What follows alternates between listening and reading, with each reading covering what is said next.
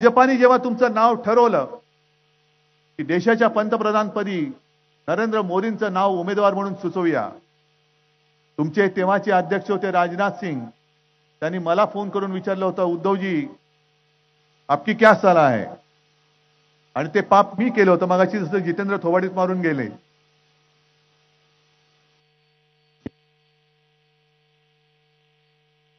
म्हणून एक थोबाडीत मारली मी. त्यांनी मला फोन करून विचारलं होतं, उद्धवजी आपकी क्या सलाह है? आणि ते पाप मी केलं होतं, मगाशी जसं जितेंद्र थोबाडीत मारून गेले. त्यांनी या इथल्या गद्दाराचं नाव तेव्हा सुचवलं होतं, म्हणून एक थोबाडीत मारली मी. किती मारून घ्यायला पाहिजे माहित नाही मला, पण ते पाप माझ्याकडनं नकळत झालं होतं. तेव्हा शिवसेना तुम्हाला चालत होती, तेव्हा उद्धव ठाकरे कोण आहे हे तुम्हाला माहिती होतं. आज असं काय झालं, बिनसलं. आणि 14 साली तरी काय बिनसलं होतं की तुम्ही ज्या शिवसेनेचा पाठिंबा घेतलात, तो उद्धव ठाकरे तेव्हाही पक्ष प्रमुख होता, 2019 ला होता आणि आज सुद्धा आहे. आणि जे माझ्या असली शिवसेनेला नकली म्हणतात, ती बेअकली माणसं मी महाराष्ट्रामध्ये सहन करणार नाही. ही माझी शिवसेना असली आहे. आमचं नाणं खणखणीत आहे, ठणठणीत आहे. मोदींसारखं तकलादू नाहीये.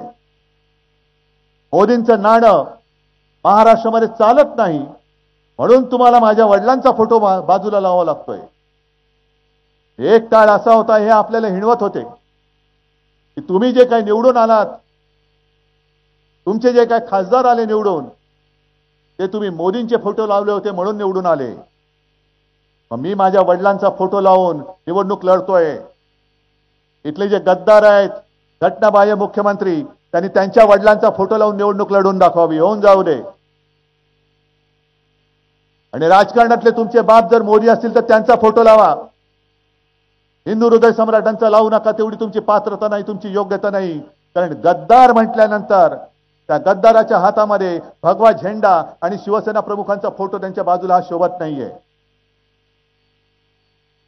ही संघटना ही मर्दांची संघटना आहे. आजपर्यंत तुमच्या सगळ्या गोष्टी आम्ही सहन करत आहोत.